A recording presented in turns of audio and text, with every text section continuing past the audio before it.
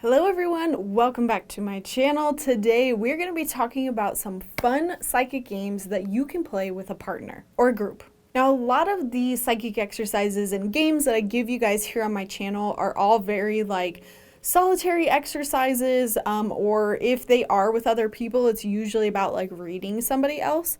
But I wanted to kind of compile all the exercises that I knew about, all the games you could play. So these are great for girls' nights, or if you really just want to get in person with other people and practice, you can create a meetup group and do these things with people on a monthly basis who want to practice their psychic abilities. Now, I will say that some of the exercises that I do have in this video, I've already made a video on exactly how to do it. So if there is a video out, I will link it in the description down below on how to do that specific exercise. So I'm going to give a few different categories of games. We're going to talk about psychic stuff. We're going to talk about mediumship, Reiki, shamanic journeying, and more. So first, let's go over some psychic games that we can play. The first one I have probably said a million times. This is the envelope or the bag or the bucket exercise. And this is all about putting something hidden into a bag, an envelope, and then having people try to guess their clairs and try to guess what's in that bag. I'm feeling like a fruit, maybe an apple. Ooh. This is super helpful because you need somebody else to do this game, and you can basically have them try to guess with their psychic abilities what's in the bag. Now, this next psychic exercise is about understanding kind of where your clairsentience abilities are and how to use them. So what you're going to do is you're going to blindfold one person, and then you're going to have everybody else in the room be really quiet and kind of shuffle around and place themselves in a certain spot. Or near this person. You could be really close to them, you could be kind of far away, just kind of in a broad circle. And then the person that's blindfolded has to use their psychic abilities to guess where people are in the room. So they might say, I think Lauren's over here, I think Susie's over there. So this is a great way of trying to sense other people's energy fields. Another psychic exercise is basically using telepathy to send thoughts, words, or images to a partner. So you might do it throughout the day. If you are getting together, you could do it the day of and basically send each other little images. Maybe just stick with one for the whole day. And a couple times of the day, imagine sending out that image and then try to pick up what your partners are sending out as well. And then you can all get together or maybe get on the phone and kind of discuss what images that you were sending out. And if you feel like you guys are just not getting this right, make sure that you're being very specific of I'm sending out this specific image to my friends. None of the rest of the stuff today happening is going out to them. And then same thing, when you're trying to pick up what they're sending out, what is Lauren specifically sending to me for this exercise? So the more specific you can get, the more accurate that might be. I find that a lot of people have issues because they might pick up things that person is doing throughout their day, but we want to specifically talk about whatever it was that they were sending out telepathically. The next game you can play is psychic hide and seek. And so what you do here is you have one person go and hide somewhere in the room. And then what you do is you have everybody else kind of sit in a circle and don't go actually find that person, but try to find them with your psychic sense. So you all sit there, maybe meditate for a bit and ask, okay, where did Susie, I'm just going to use this name this whole video, where did Susie go? Where is she hiding? And you try to sense where she's at. You can kind of imagine what she's seeing, or you could ask your guides, where is she at? Give me descriptors of where she is, and then you can use your clairs to kind of see where she's at, hear where she's at. And then you guys all kind of share where you think she is, and then you all get up and try to go find her, and see when you do find her, how much of that you might have gotten right. Psychic Go Fish is another fun way that you can practice your psychic abilities with some friends.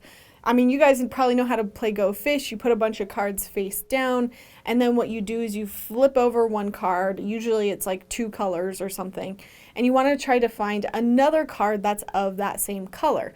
But you want to use your psychic abilities to try to find that color, not just randomly lifting up things. You want to use your six clairs, use your psychic senses, and try to figure out where those are. I also found this really cool card game in Target. I would say this is a little bit less about exploring your psychic abilities, but if you want like a fun woo-woo-y thing that you could potentially like introduce the idea of psychic fun games, definitely check out this board game. I've done a whole like video review on like how to play. I think it's really fun for like a group setting, especially if like not everyone wants to play psychic games. Another card game you can use are the Zener cards. So the Zener cards are very specific like psychic cards, and what you want to do is you hold them up to your partner like you want the backs facing them, and you want to have them try to guess which symbol is on the front of those Zener cards. So there's like 5 different symbols, and there's also like a couple different colors. So you could have them try to guess the symbol and the color, or you could have them just try to guess just the color or just the symbol. But this is a really fun game because you're not allowed to look. Your partner kind of withholds that from you. And then what they do is they kind of make like a right and a wrong pile. And then when you're done, you can kind of see how well you did, and you can kind of understand like where you might have hung yourself up, like, oh, I got a lot right when I was going fast, or I got a lot wrong when I was going slow. Now, obviously, another fun one you could do is do readings for each other. So you could bring like tarot cards, you could bring some of the fun psychic tools. I've also done like a whole video on like spirit boards or Ouija boards, or you could just try to legitimately read each other using your psychic abilities only with no tools. And I used to do this with my group. When I was in the Aspen program, we basically met up for like girls' night, I think maybe a couple, like once a month, I want to say, just to practice what we were learning in those courses. And so we would do a bunch of these exercises, and sometimes all we would do is just rotate and like read each other. Another fun exercise that you can do is automatic writing for each other. So this is just basically taking a prompt but saying what Susie needs to know instead of what Lauren needs to know. You basically just write it out as if you are writing for them. You don't need to really do anything different. It's just that the prompt is different. And so what you do is you say, Susie needs to know this, and you do the automatic writing, and you all maybe do like a timed thing together. Maybe you give it like 5-10 minutes, and then you basically hand that person their piece of paper, and then they hand you theirs. And that's a really fun exercise. And I have saved some of mine from back in the Aspen program of people that did automatic writing for me. It's super cool to just get somebody else's perspective and connecting to your guides and hearing the information that you know, like you've been ignoring.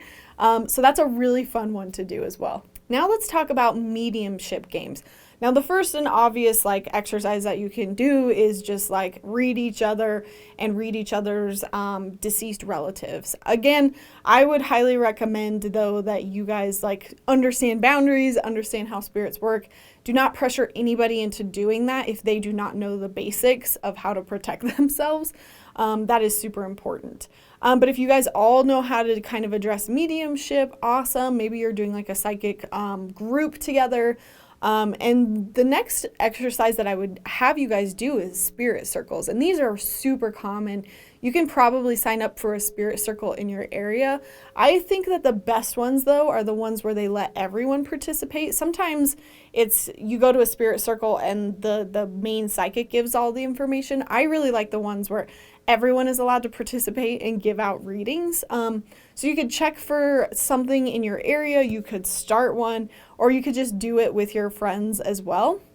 Sit down, make a circle, set the intention, make sure everyone's protected, and then kind of teach people, okay, hey, this is what might happen if you feel like this is happening. You know, say, hey, I have a message for you. Can I give you that message?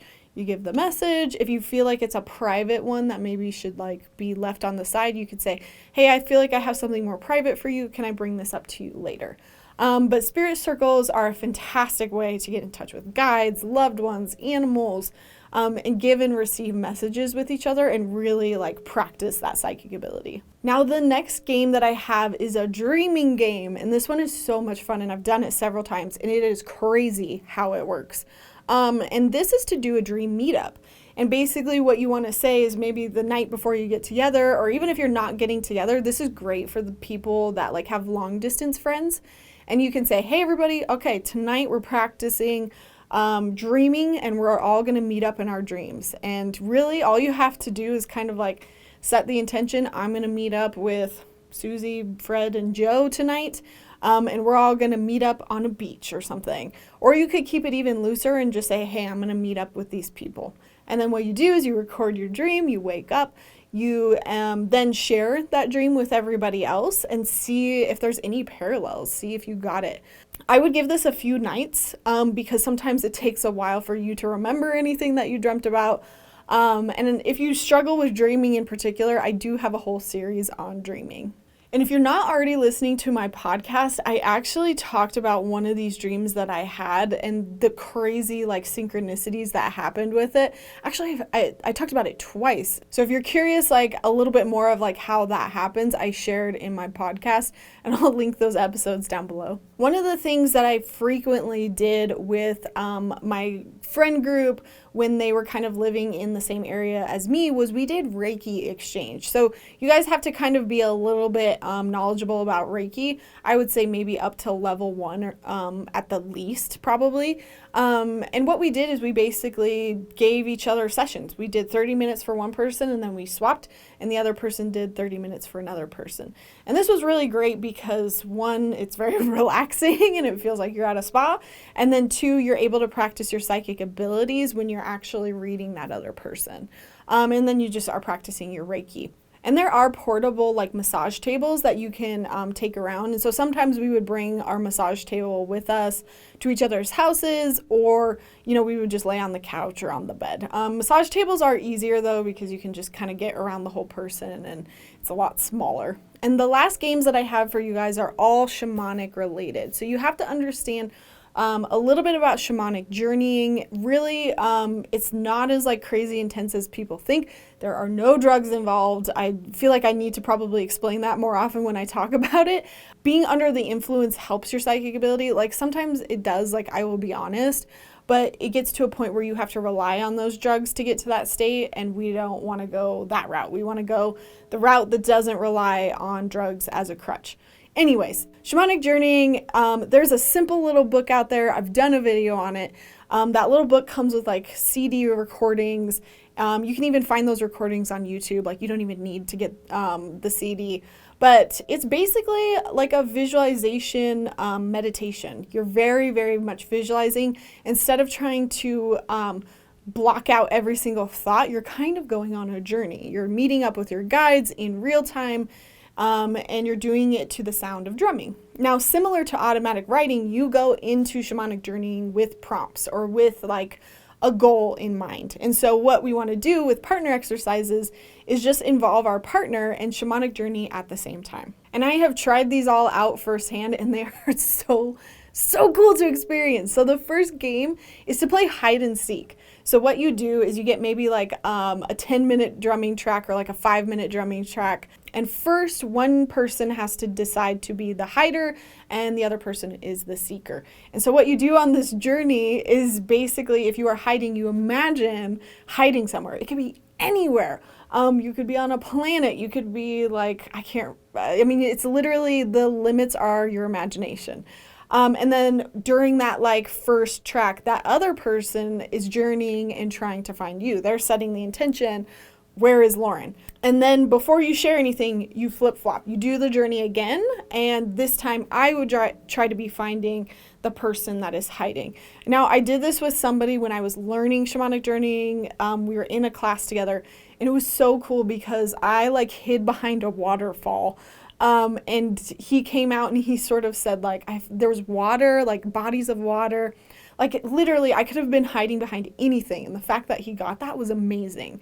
And then we flip-flopped and I was trying to find him, and I was feeling like he was in like a desert or something. I can't remember what exactly it was, but I just remember it being dry and like red. And then he told me where he was hiding, and I think he was saying like he was hiding in like an old mine, and he was like looking out through the like slats of the wood, and it was dry and dusty. So it was crazy, the parallels that there were, that we could pick up that for each other during a journey. Now, the next journey that you could do is just trying to meet up and find each other. So you're doing one journey together. You are not saying where you're going to go, but the whole intention is I'm going to try to find Susie. And then you try to find her, see where she's at, pay attention to what's going on, maybe what you guys do together. And then when you kind of come out of it, you share and see if, again, there's any similarities, anything that happened that might be cool. When I did this last with a friend, it was very cool because I started to get information about like our relationship in like past lives and our relationship about the future. And it was actually kind of sad because in that journey, I got that we were not going to be friends for very much longer. And turns out, I think it was like maybe a couple months, not friends anymore. So it's very like interesting to do that together. But don't let that deter you. I think you can absolutely do a really fun journey where you try to find each other and then share what you got. Some other prompts that you can use are you can go back into a past life that you might have had together. The equivalent of this is you could also just do a past life regression meditation. If you don't know shamanic journeying, you could just find a guided meditation and kind of set the intention that, hey, we're going to go back to a specific past life where we were together. Also, you could go into the future. So you could go into the future with this person and say, hey, what does our relationship look like in the future? And the last thing that you can do for shamanic journeying with a friend or a partner is to do animal retrievals for the other person. So in shamanism, they believe that everybody has like a power animal, and you can go ahead and try to find that power animal and bring it to that person and kind of introduce them to it. Now you can do this for yourself as well, but it's really fun to just get that outside perspective and practice your psychic abilities and see what that person might pull up for you. Now, I totally understand what it's like trying to grow your psychic abilities and not having a community to practice with. I got super lucky in the fact that I found a group that was in person when I was studying, and we met like literally every weekend, sometimes twice a weekend. And then we met in person together and we would practice. And then I also found like other groups and we did like the monthly like seances together. So I got very lucky. And then a lot of those groups kind of dissipated, especially after COVID.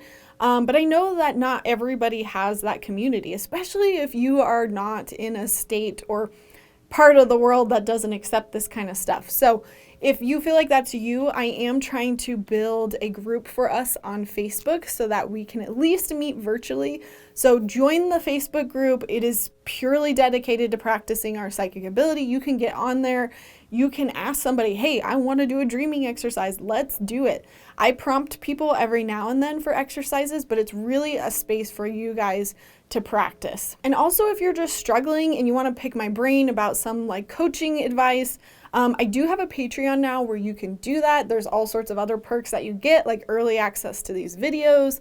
I also have private live nights again now. So if you're curious about those memberships, those are available now again. So feel free to check those out in the description down below. Alrighty, you guys, if you decided to try this, please let me know in the comments how it went. If you have any other fun exercises that you like to do, especially with other people or groups, share it in the comments down below. If you like this video, please give it a big thumbs up, and I will see you guys in my next video. Thank you for watching. Bye. Let your butt free. A butt in the sun is the key to true happiness. Let your butt shine. A free butt will bring light to your neighbor. This is why I don't film with my husband anymore. You have to film with me. When will Lauren's explosive diarrhea stop? It's time. You were just not giving it enough time to work through your diarrhea. And in the future, what you need to know. No. You want to put something underneath there?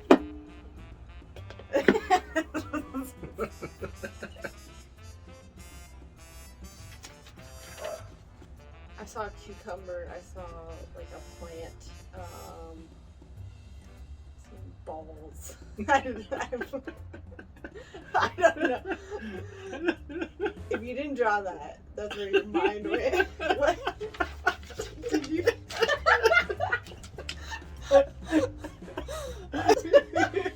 That was psychic, though. Let me just do it again. No, I'm gonna keep that one. I want to keep that one.